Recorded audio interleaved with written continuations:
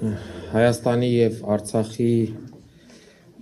հարգարժան պետական այրեր, արժանապատիվ տեր հայր,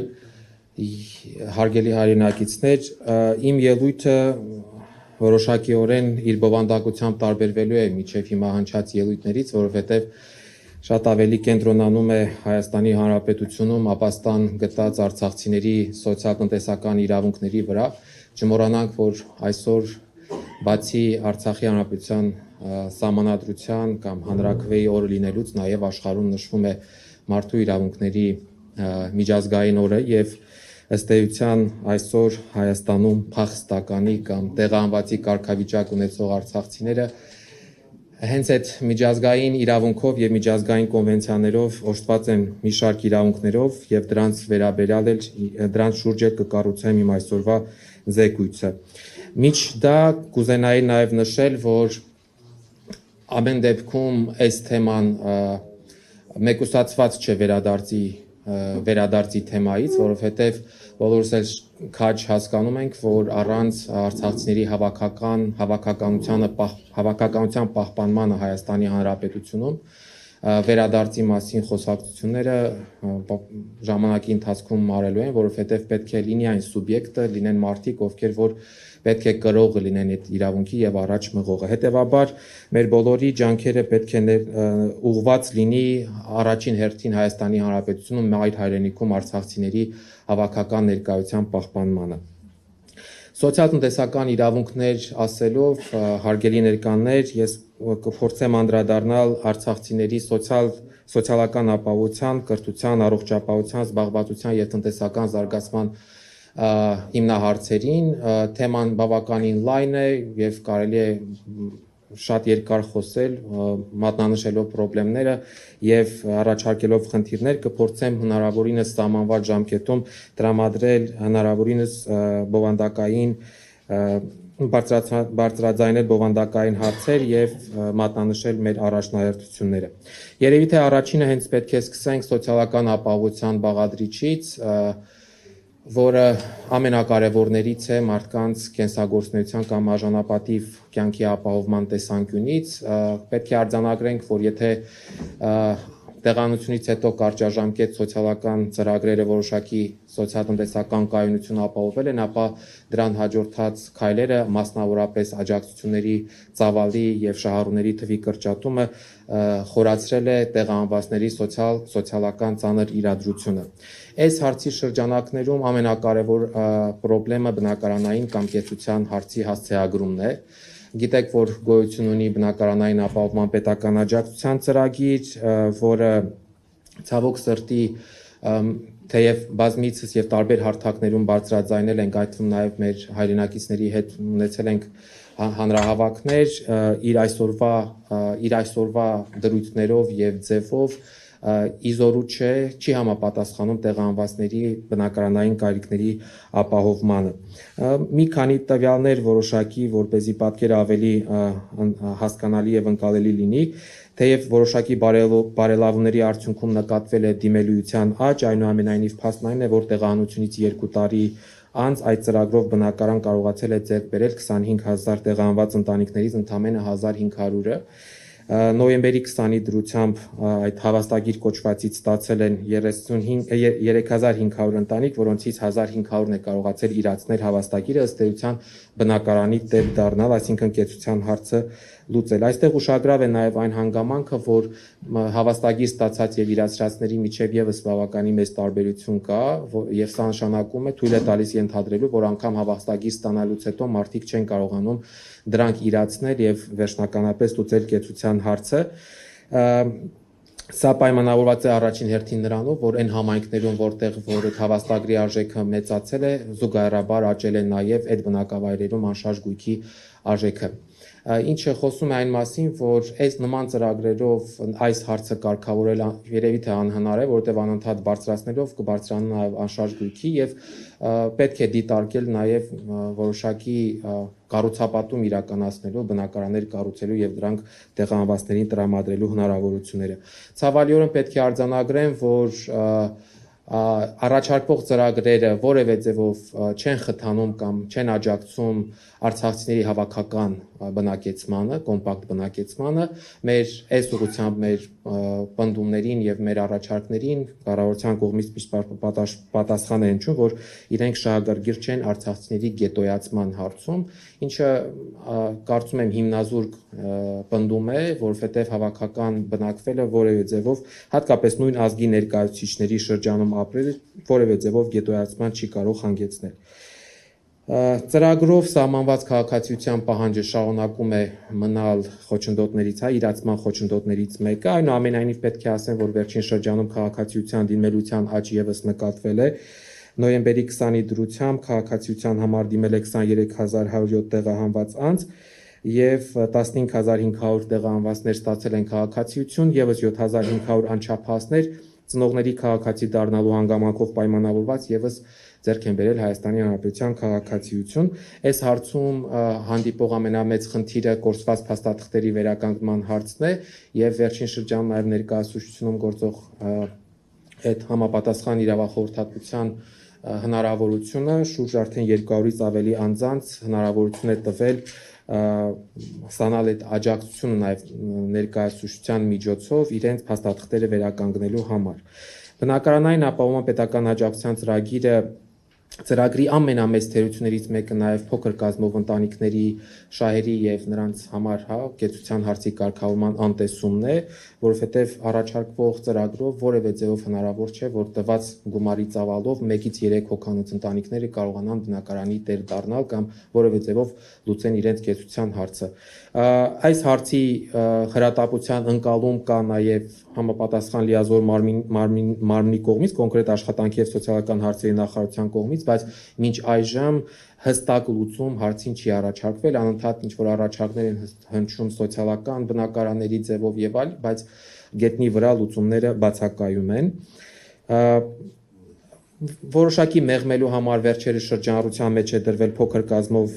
ընտանիքների համար երկարաժամկետ վարձավճարի երկարաժամկետ մասնակի հատուցման ծրագիրը, որը բազմաթիվ խնդիրներ է պարունակում, օրինակ սահմանվում է տարիքային շեմ ընտանիքի անդամների համար, սահմանվում է այն, որ այդ ծրագրից օգտվելու պարագայում անձը այլևս զրկում է հավաստագրի ծրագրից օգտվելու հնարավորությունից եւ ըստ այդմ, ասենք 10 տարի վարձավճարի փոխհատուցում ստանալուց հետո մարդը ոչ ունենալու է սեփականության իրավունք, ոչ էլ ըստ էության 10 տարի հետո նորից պետք է պետությունը անդրադառնա այդ անձանց կեցության հարցի կարգավորման խնդրին։ Գործում է նաև հրատապ աջակցության ծրագիրը, որը թեև ընթացքի մեջ է, բայց բազմաթիվ ես էլ անձամբ ստանում եմ ահազանգեր, որ տեխնիկական մի շարք խնդիրների պատճառով անձինք չեն կարողանում օգտվել այդ ծրագրից։ Ամենամեծ խնդիրներից մեկը, որ սոցիալական իրավունքների իրացմանը խոչընդոտում է, շտեմարանների արկա տեղահանվածների շտեմարաններում արկա անճշտություններն են։ Փաստորեն պետք է արձանագրենք, որ տեղահանությունից 2 եւ ավել տարի անց դեռևս այդ շտեմարանները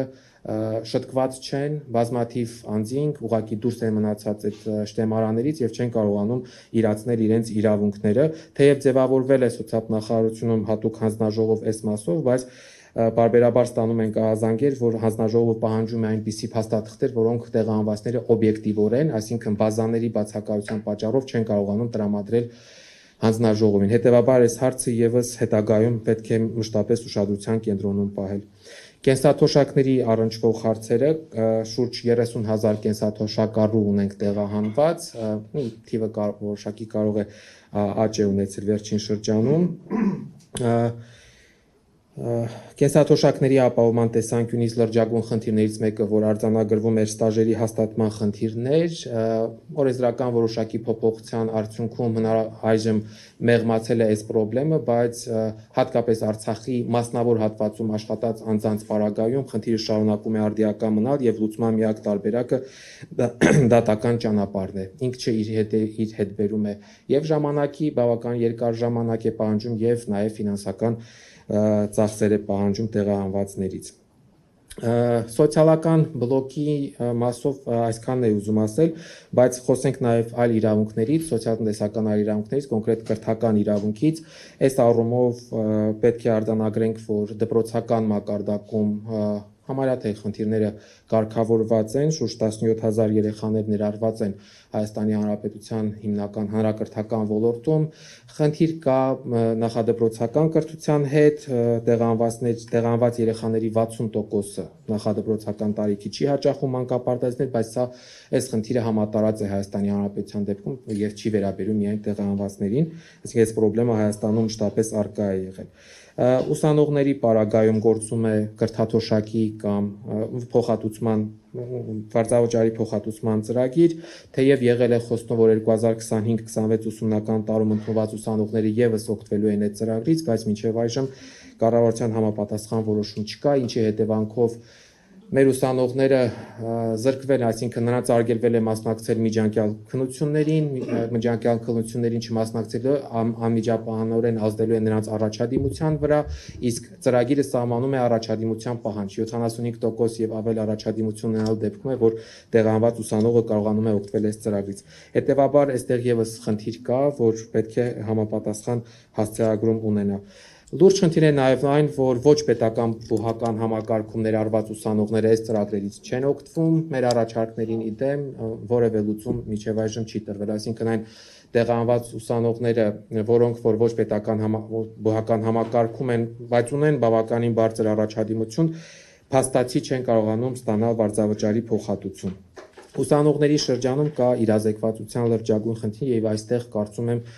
անելիքներ ունենք ոչ միայն լիազոր մարմինը, այլ նաև մեզանից, այսինքն մարդիկ, ովքեր որ այս ոլորտում աշխատում են կամ որոշակի գործունեություն են ծավալում։ Առողջապահության համակարգի մասով կարող եմ ասել, որ երևի թե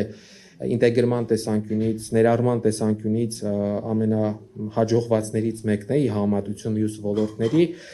Արցախցիների համար հասանելի արտոնյալ պայմաններով առողջապահական ծրագրերը, այստեղ ունենք 80000 տեղանված անձ, որոնք գրանցվել են առողջության առաջնային պահպանման հաստատություններում, պոլիկլինիկաներում եւ համապատասխան ուղեգրերով կարողանում են օգտվել արտոնյալ պայմաններով օգտվել բուժօգնությունից։ Շփոթեցնող մոտեցում այնուամենայնիվ կա, որովհետև թե գիտելիքի պակասի, թե այլ պատճառներով մեր քաղաքացիների տեղանվածներին երբեմն ասում են, որ ՀՀ քաղաքացիություն ստանալուց հետո նրանք զրկվում են այդ առողջապահական անվճար բուժօգնությունից, ինչը իրականությանը չի համապատասխանում եւ պետք է նաեւ այս ուղղությամբ օգնել իրազեկել անձանց, որ նման խնդրեմ չպետք է որ առաջանա։ Խնդիր է նաև պետպատվերների հասանելիությունը, հատկապես տարվա վերջի ժամանակահատվածում այս խնդրին բազմաթիվ ահազանգումներ լինում են, որ դիմում են բուժհաստատություններ, բայց չեն կարողանում ուղեգրվել։ Եվ վերջին մասը զբաղվածության եւ տնտեսական զարգացման հնարավորությունները Գրանցված ու մշտական զբաղվածություն ունեցող տեղահանվածների թիվը տատանվում է 23-ից 25 հազարի շրջանակներում, սա այս թիվը եւս որոշակի ընդհանուր փոփոխությունների է ենթարկվում։ Արկա տվյալների վերլուծության համաձայն միջին աշխատավարձը տեղահանվածների շրջանում կազմում է 150,000 դրամ, ի համեմատություն նշեմ, որ Հայաստանի Հանրապետության ընդհանուրը կազմում է 283,000 դրամ, այսինքն ընդհանուրից համարյա թե կրկնակի տեղահանվածներ ավելի քիչ են վճարում, սրա պատճառը ոչ թե այն է, որ տեղահանված են դրա համար են քիչ վճարում, այլ համալրել են այն հաստիկները, որոնք որ ցածր վարձատրվող են։ Զբաղվածության պետական ծրագրից օգտվել է,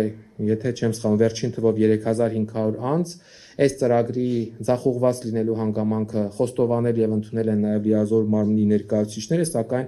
մինչ այժմ փոխարինող ոչինչ չի առաջարկվել։ Բացակայում է պետական համակարգված քաղաքականություն տեղահանվածներին վերապատրաստելու եւ աշխատաշուկայում ինտեգրելու ուղղությամբ, բացակայում է կապը բնակարանային ապահովման պետական աջակցության ծրագրի եւ զբաղվածության հնարավորությունների միջեւ։ Տնտեսական զարգացման հնարավորությունների տեսանկյունից նշեմ, որ էլի բացակայում է քաղաքականություն, անգամ չկա վիճակագրություն, օրինակ չեմ կարող ներկայացնել վիճակագրություն, թե Արցախում գործարարությամբ կամ օրինակ գյուղատնտեսական գործունեությամբ զբաղվող անձանցից քանիսն են վերականգնել իրենց գործունեությունը այստեղ, որովհետև ՀՀ էկոնոմիկայի նախարարությունը այս ուղղությամբ որևէ վիճակագրություն չի վարում։ Հետևաբար նաև սա խոսում է այն մասին, որ հարցը պատշաճ ուշադրության չի արժանանում։ Հայաստանի Հանրապետությունում գործող տնտեսական զարգացման ծրագրերը թեև ֆորմալ առումով հասանելի են տեղահանվածների համար, սակայն գործնականում հանդիպող բազմաթիվ խնդիրների պատճառով, օրինակ վարկունակության խնդիր, սև ցուցակներում ներառված լինելու խնդիր բանկերի կողմից եւ այլ տեխնիկական եւ ոչ տեխնիկական բազմաթիվ խնդիրների պատճառով անհասանելի են տեղահանվածների համար։ Այսքանը, շնորհակալություն։